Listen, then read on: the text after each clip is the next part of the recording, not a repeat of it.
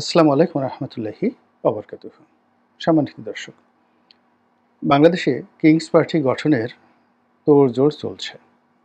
রীতিমতো তোড়জোড় বললে ভুল হবে, এটাকে আপনি প্রতিযোগিতা বলতে পারেন। একজন অন্যজনের সঙ্গে প্রতিযোগিতা করে কিংস পার্টি করার চেষ্টা চলছে গত কয়েক মাসে।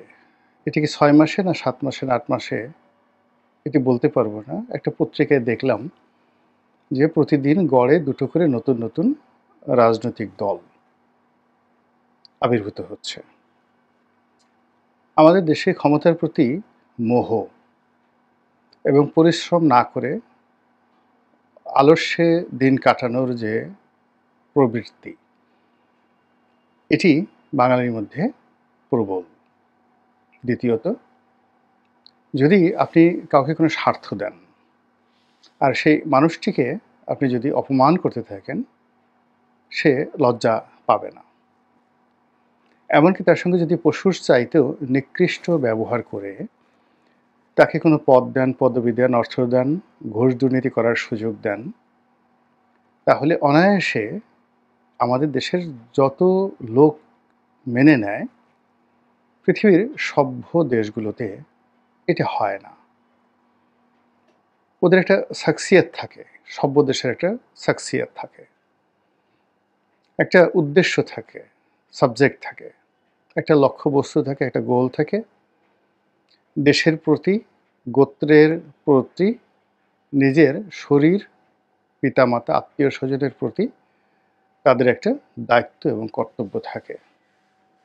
ফলে দেখুন, সেই প্রাচীন জামানাতে যখন হেরোডোটাস হলেন, তখনই পিথাগোরাস সেখানে জন্ম নিলেন।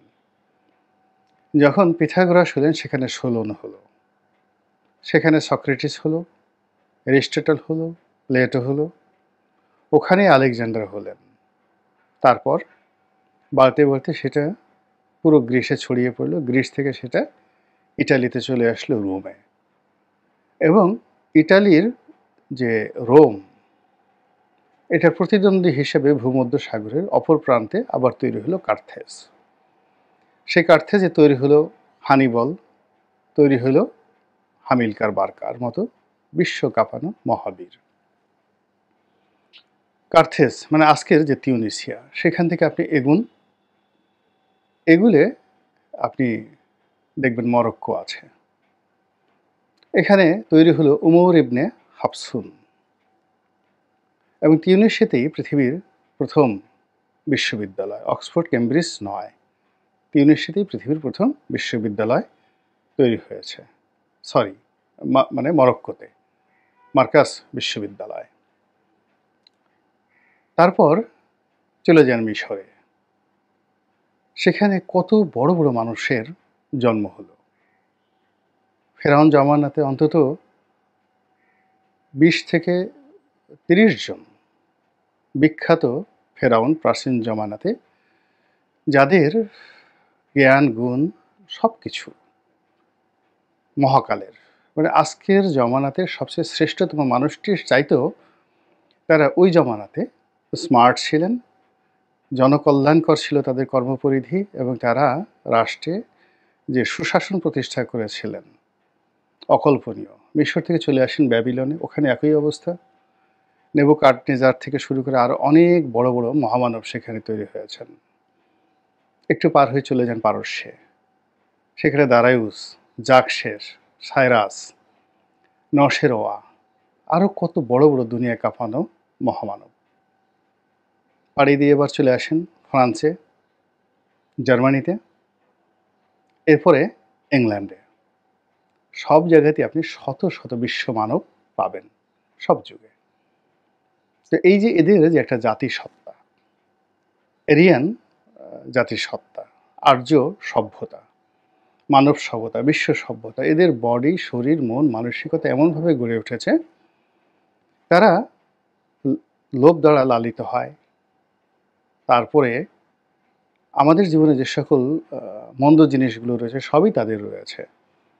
কিন্তু একটা নির্দিষ্ট জায়গাতে এসে যখন তাদের পিতৃপরিচয়ের প্রসঙ্গ আসে, বংশের বিষয় আসে, দেশের বা দেশপ্রেমের বিষয় আসে, অমনি তারা মানুষ হয়ে যায়। আর আমরা যখনই ব্যক্তিগত স্বার্থের জায়গা আসে এবং ন্যূনতম কেউ একটু বিকাশে আপনাকে যদি বলে যে ভাই আপনার বিকাশ নম্বরটা একটু দিন, 1000 খানিক টাকা পাঠাবো, বিনিময়ে আমার জন্য একটু ঘেউ ঘেউ করতে হবে। তো এটা শুনে আমাদের দেশের অনেক মানুষ আরে কি বলেন আপনি, ঘেউ ঘেউ, আপনি আরও 500 টাকা পাঠান, দরকার হলে আরও বেশি করব। ঘেউ ঘেউ মানে কি? ঘেউ ঘেউ করা প্রাণী যে সমস্ত জিনিস করে সেগুলো আমি করতে পারবো। এরকম সমাজে গাল ফাটানো লোক আমাদের এখানে অভাব নেই। ফলে আমাদেরকে নিয়ে ইতিহাসে সবসময় খেলাধুলা হয়েছে, প্রচণ্ড খেলাধুলা হয়েছে। সভ্য জাতিরা খেলেছে, অসভ্য জাতিরা খেলেছে, আক্রমণকারীরা খেলেছে, দিল্লি খেলেছে, রাওয়ালপিন্ডি খেলেছে, লন্ডন খেলেছে, পর্তুগিজরা খেলেছে, কে না খেলেছে। আর এখন আমাদের সমাজের যারা চালাক চতুশ্রেণী তারা তুলনামূলকভাবে বোকাদেরকে নিয়ে খেলছে। এবং তারই ধারাবাহিকতায় এখন এই সময়টাতে রাষ্ট্র ক্ষমতাতে যারা এসেছেন তারা আমাদের এই সময়ের সবচেয়ে বুদ্ধিমান মানুষ, সবচেয়ে কৌশলী মানুষ, সফল এবং প্রচলিত শিক্ষা এবং দীক্ষায় তারা অনন্য। তো কাজেই অতীতে বিভিন্ন সময় চরিত্রহীন টাউট বাটপার লোকজন যখন রাষ্ট্র ক্ষমতায় এসেছে তারা তাদের এই পা চাটার জন্যে, কদম মোবারক লেহনের জন্যে, তাদের জুতো যাতে কেউ মাথায় করে ঘুরে এজন্য তাবেদার শ্রেণী, চাটুকার শ্রেণী দলের ভিতরে, দেশের মধ্যে, গোত্রের মধ্যে, পরিবারের মধ্যে তৈরি করার পাশাপাশি একই সঙ্গে রাজনীতির অভিলাষ পূরণে গৃহপালিত বিরোধী দল, কিংস পার্টি এসব চলে আসছে এবং করে আসছে। অতীতে যারা একটু লোভী ছিলেন, স্বার্থপর ছিলেন, এখনকার জামানাতে যারা লোকজন রয়েছেন রাষ্ট্র ক্ষমতায় তাদের সে অবশ্যই তারা অনেকেই অযোগ্য ছিলেন, অন্তত শিক্ষা দীক্ষার দিক থেকে, বিশ্ব মানচিত্রে তাদের পরিচিতির দিক থেকে। এবং তারা যখন ক্ষমতায় এসেছিল তখন তাদের সম্পর্কে আমরা এত কিছু জানতাম না। যেমন ধরুন জনাব আসিফ নজরুল বা রেজওয়ানা, ওনারা ক্ষমতা আসার আগে তাদেরকে নিয়ে আমরা যত মানুষ আবেগতাড়িত ছিলাম তাদেরকে চিনতাম, তার 100 ভাগের 1 ভাগ লোকও ক্ষমতা গ্রহণের আগে জনাব হুসাইন মোহাম্মদ এরশাদ সাহেবকে চিনতেন না, কিংবা ডক্টর মোহাম্মদ ইউনূস সাহেবকে এখন সারা দুনিয়ার মানুষ যেভাবে চিনেন। কিন্তু শহীদ প্রেসিডেন্ট জিয়াউর রহমান যখন ক্ষমতায় এলেন তখন তাকে যত মানুষ দেশের ভিতরে চিনতেন বা তিনি ক্ষমতা গ্রহণ করার আগে যত মানুষ চিনতেন তার চাইতে হাজার হাজার গুণ বেশি মানুষ ডক্টর মোহাম্মদ ইউনূসকে চেনেন। এরপরে শিক্ষা ধরেন, প্রাতিষ্ঠানিক শিক্ষা, দেশ বিদেশ ভ্রমণ, বয়স সব মিলিয়ে এখন যারা আছেন অতীতের ক্ষমতাধর লোকদের চাইতে ওনারা এখন অন্তত 100 গুণ বেশি এগিয়ে রয়েছেন। তো তারা যদি তাদের এই অভিজ্ঞতা, কর্মযোগ এটাকে ইতিবাচক অর্থে ব্যবহার করতে চাইতেন সেটা এক ধরনের রসায়ন হতো।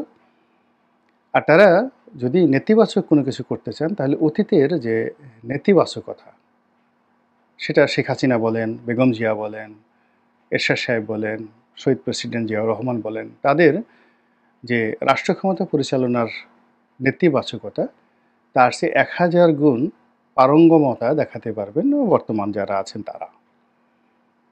তো সেই দিক থেকে অতীতের যে ব্যাড কালচার, রাষ্ট্র ক্ষমতায় থেকে কিংস পার্টি বানাতে হবে। মঈনুদ্দিন ফখরুদ্দিনের সময়ের যে কিংস পার্টি এটা ব্যাপকভাবে আলোচিত, আমরা ওটাকে মডেল হিসেবে ধরি। তো মঈনুদ্দিন ফখরুদ্দিনের জমানাতে যে সংস্কারের কথা বলা হয়েছিল, যে কিংস পার্টির কথা বলা হয়েছিল, ওটা ওই সময় ব্যর্থ হয়েছিল। বাংলাদেশের শুধু নয় সারা দুনিয়ার একটা নর্মাল নিয়ম হলো যে এই পৃথিবীর কোনো কিছু হারিয়ে যায় না। আমরা যে কথাগুলো বলি এগুলো বায়ুমণ্ডলের একটা নির্দিষ্ট জায়গাতে রেকর্ডেড হতে থাকে।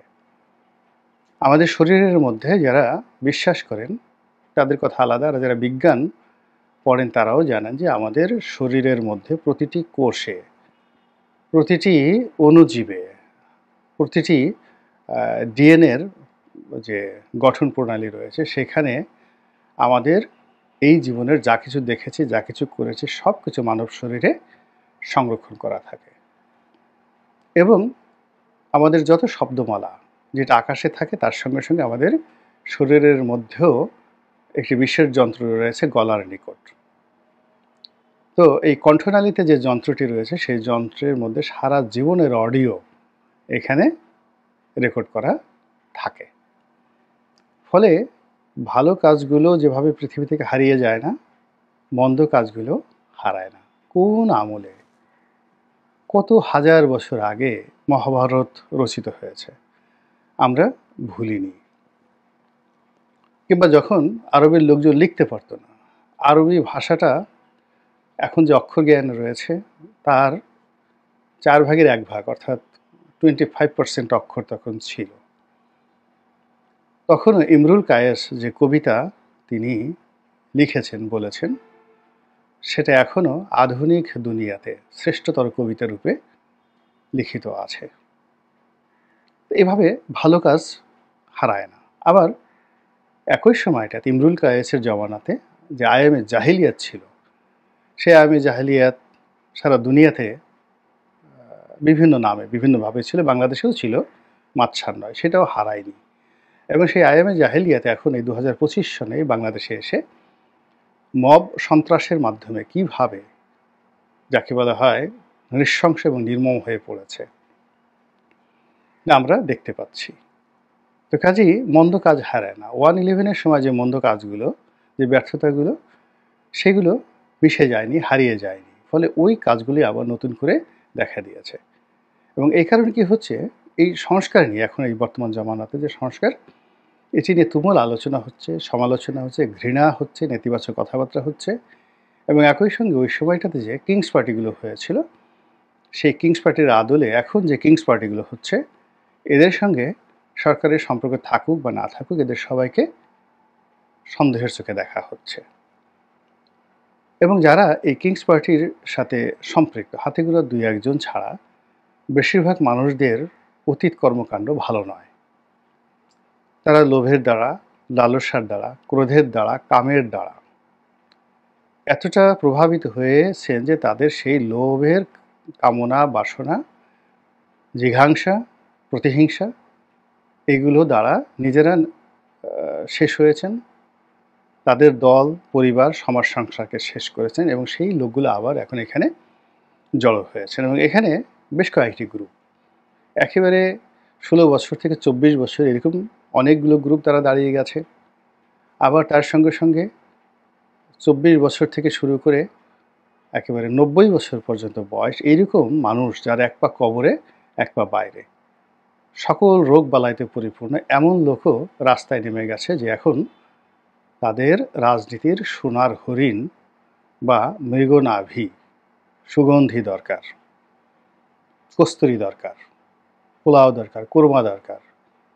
এবং এজন্য লজ্জা, শরম সব কিছু ত্যাগ করে তারা এখন যেভাবে কিংস পার্টির ব্যানারে আবির্ভূত হচ্ছেন, এর মধ্যে সাবেক সেনা কর্মকর্তারা আছেন, সিভিল সার্ভিসের লোক আছেন, রাজনীতিবিদরা আছেন, নায়ক আছেন, নায়িকা আছেন, গায়ক আছেন, গায়িকা আছেন, রাস্তার টোকাইও আছেন, পাগলও আছেন, যারা মোটামুটি মানে এমন পাগল, কাপড় চোপড় ত্যাগ করার আগে একটা মানুষের যে স্টেজ থাকে, অর্ধোন্মাদ, এরকম প্রকৃতির লোকও এই সময়টিতে মন্ত্রী এবং এমপি হওয়ার স্বপ্নে বিভোর হয়ে কিংস পার্টি গঠন করে যে যারা করেছে তাদের সঙ্গে যুক্ত হয়ে পড়েছেন।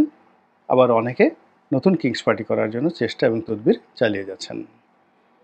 ফলে সারা বাংলাদেশে রাজনীতির নামে একটা রীতিমতো সার্কাস তৈরি হয়েছে। এটা যেন তেন সার্কাস নয়। কিছু সার্কাস দেখলে আমরা আনন্দ উদ্বেলিত হই, কিছু সার্কাস দেখলে আমরা খুব আশ্চর্য হয়ে যাই যে এটা কী করে সম্ভব। কিছু সার্কাস দেখলে আমরা গড়াগড়ি খাই। আপনারা যারা সার্কাস দেখেছেন, অনেক লোক হাতির মুখের ভিতরে ঢুকে যায়, অনেক লোক হাত ঢুকিয়ে ফেলে বাঘের মুখের মধ্যে, অনেকে একটা রশির উপরে সাইকেল চালায়, তারপর আরও অনেক কিছু। এগুলো দেখে আমরা খুব আশ্চর্য হয়ে যাই, কসরত। আবার সার্কাসে বিভিন্ন বামুন থাকে, বেটে মানুষ থাকে, তারা বিভিন্ন ব্যঙ্গ কৌতুক করে, ক্রিয়া কৌতুক করে, লাভ দেয়, তারপরে শেষে নানা রকম অশ্লীলতা করে। সার্কাসের মেয়েদের সঙ্গে, ছেলেদের সঙ্গে বিভিন্ন রকম শব্দ, অঙ্গভঙ্গি আমাদেরকে ভীষণ রকম আনন্দ দেয়।